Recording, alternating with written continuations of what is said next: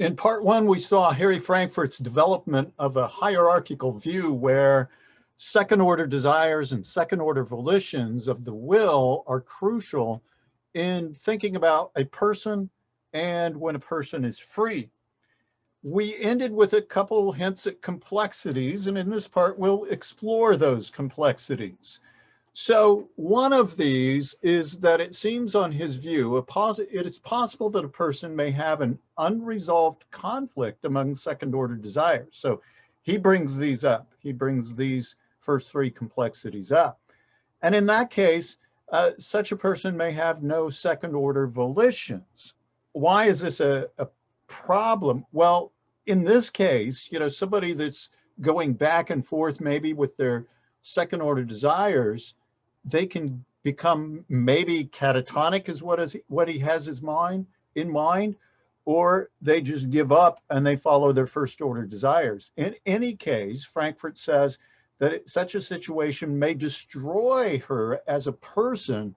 In other words, she becomes a wanton, or maybe, as I suggested, catatonic in a literal sense. Now, that's a complexity. It's an implication of his view. It's not a problem for his view.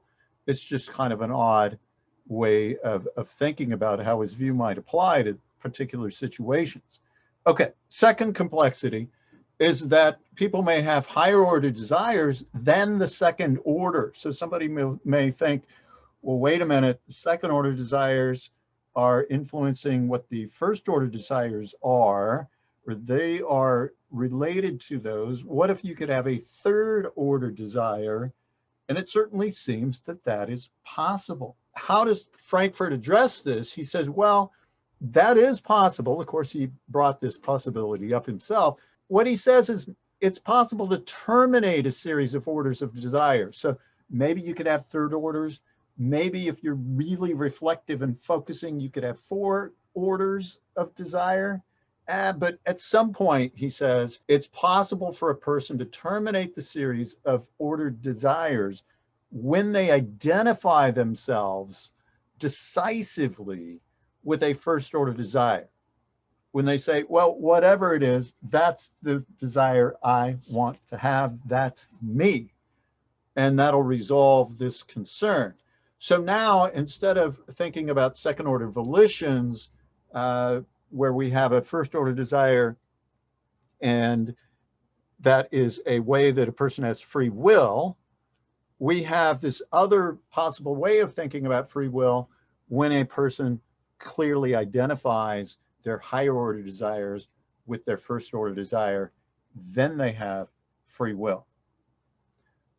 Okay, so that was a slight modification. Here's a third complexity.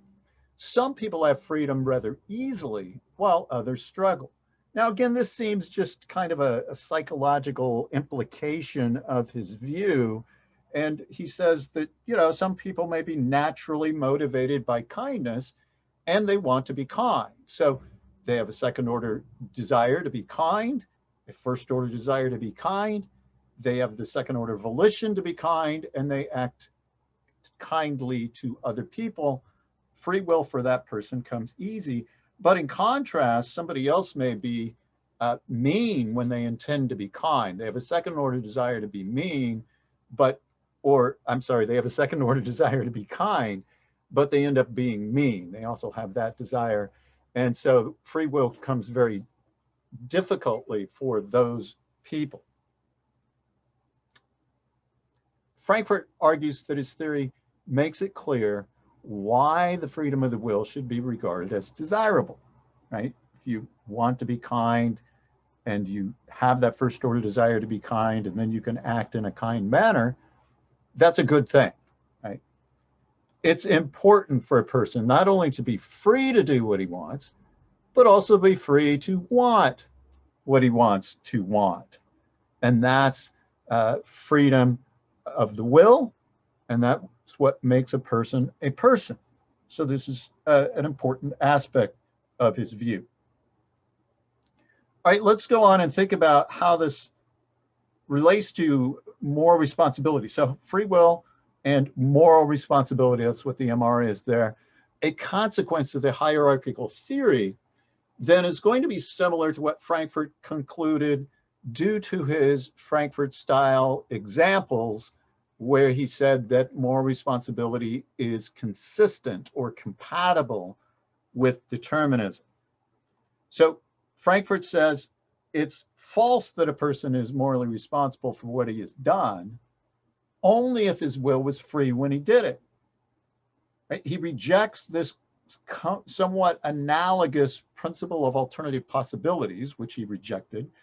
He suggests this alternative analogous principle, but he rejects that. He says that that's not necessary for moral responsibility.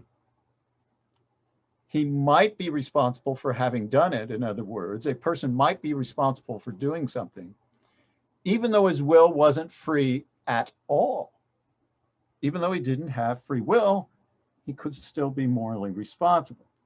So it's quite irrelevant then, Frankfurt says, to the evaluation of moral responsibility to ask whether alternatives to will otherwise that he opted against were available. Now, this seems to me a little bit odd. So suppose you have a person, let's say Bill Gates, and Bill Gates is a philanthropist. He gives money to good, worthy causes. But imagine that he doesn't do that, but instead he gives billions and billions of dollars to save a rare mollusk, a snail of some sort. And that's what he does. Now, I could imagine people criticizing him saying, why didn't you give money to provide vaccines for children who are vulnerable, or food and education for children who don't have those readily available? You should have done other things with your money, right? And if he then comes around and says, well, I'm sorry, I didn't have any alternatives. You don't know this bizarre little legal claim within the statutes of the state he lives in, I believe Washington. And so it says that if you're going to give over $100 to a cause, it has to be to this particular mollusk. Now, that would be a crazy situation, obviously, but don't we then say, okay, if he's forced to do that, if he didn't have any alternatives to do anything else with his money but that, then we say, I guess he's not morally responsible after all. If we had alternatives, as is actually the case, then we do hold him morally responsible.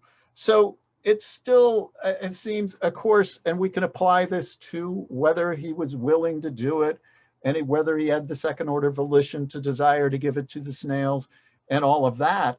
It seems like if he didn't have that option, we don't hold him morally responsible. And so there still seems to be a problem here, but let's go on. All right. So what Frankfurt does is he gives an example of a case where somebody has a free will, but they're still doesn't have a free will, sorry, but they're still morally responsible. So let's think through this. Here's a third kind of addict. We considered a couple addicts in part one. A willing addict, one who is glad to be addicted. This is the person who has a second order desire to have a desire for a drug, so that if they started losing that desire for the drug, they would do things in order to increase the desire for the drug. They want to be an addict. They want to have the drug. So Frankfurt says the willing addict's will isn't free because the desire to take the drug will be effective regardless of whether or not he wants the desire to constitute his will. Yet, we distinguish between a free will and a free action. When he takes the drug, he takes it freely and of his own free will. It's just that his will in itself isn't free. Now, this is a situation, Frankfurt says, of overdetermination. So his first order desire is effective, the desire for the drug. His second order desire is effective, but his will is not under his control, because the first order desire is going to be effective whether or not his will says it should be or not. So Frankfurt, though, says in this situation, he's still morally responsible for taking the drug.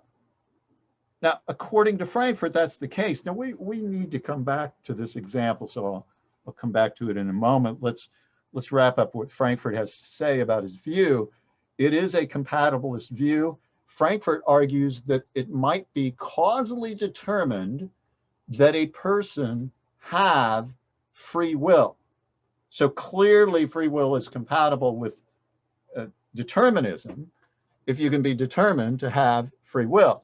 So the kind person might be one such person that we mentioned previously, second order desire to be kind, first order desire to be kind. It all lines up and they might be determined to be kind. That's the kind of nature they had to begin with. And they're determined to have free will in such a situation where they want to be kind and they are kind. So his view of hierarchical freedom then is neutral with regard to determinism. It doesn't matter whether determinism is true or not. You can be free, right? Determinism has little to do with his view. Okay, what kind of criticisms might we raise here? What kind of problems are there? Well, here's one that maybe I don't understand Frankfurt fully, but when evaluating the willing addict's will, Frankfurt claimed that that person's will is not free because the desire to take the drug was going to be effective whether or not he wanted to desire that desire to constitute his will. Okay, he says his will isn't free because the desire is going to be effective whether or not he has the desire to constitute his will. Wait a minute, though. Isn't this saying that he does not have free will because he does not have an alternative? Now, of course, Frankfurt claims that this individual is morally responsible. So here, it seems like alternatives are essential for free will, where he just claimed that free will has nothing to do with alternatives. But it's not essential for moral responsibility, apparently. Now, why the difference in these two? Okay, he gave some explanation of how they could be different, but when you talk about alternatives not being there, implying that somebody doesn't have free will, well, isn't that the same case for moral responsibility? So we'll consider this a little bit more fully in a moment. There seems to be difficulty in identifying criteria for conformity and identification. This is a different point now. How do you, when you have second, maybe third order desires, what does it mean to say, I fully want to be like this? It's not clear. Maybe that can be addressed. There is this possibility that a higher order desires are produced, and this is going back to the first point that I made. Maybe the higher order desires are produced or controlled by an external source, and maybe that's personal or impersonal. So consider this challenge. If a conformity of one's second order volitions and first order desires could be generated by hypnosis or brainwashing of some other external process. Now, Frankfurt in such a case would say that such a person doing whatever they're going to do is morally responsible. Now, whether or not they have free will, it seems like I'm confused about that. It seems in some places he says that they still would have free will because you don't need alternatives. But in other cases, he says you would not have free will because there's a lack of alternatives.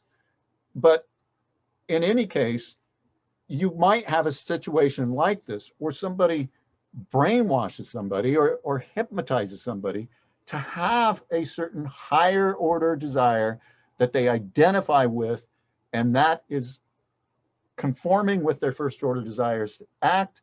And so according to Frankfurt, they have free will, but that just doesn't seem reasonable. So Frankfurt seems to deny this is problematic, but this is the kind of case that undercuts moral responsibility. If somebody's brainwashed, like the famous Patty Hearst case, to be involved in a bank robbery for this organization, and they do it, they act it, and they say that's what they wanted to do, but it was a result of being kidnapped, taken captive, and brainwashed against their will. But now they're ultimate higher order desires line up, it seems that undercuts moral responsibility for such a person. They're no longer morally responsible for what they do. The people who brainwash them are the ones that are morally responsible if they're doing something wrong, like robbing a bank. So that seems to me that his view is flawed on that basis. We have to take into account the historical aspects of the agent. Those are relevant when we assess moral responsibility. Why is it that the person has the will that they have? That's a relevant question. And if there were no alternatives to having another will, it seems like the person had no free will, but it also seems like the person had no moral responsibility. And so that, for me, raises challenging questions for Frankfurt's view.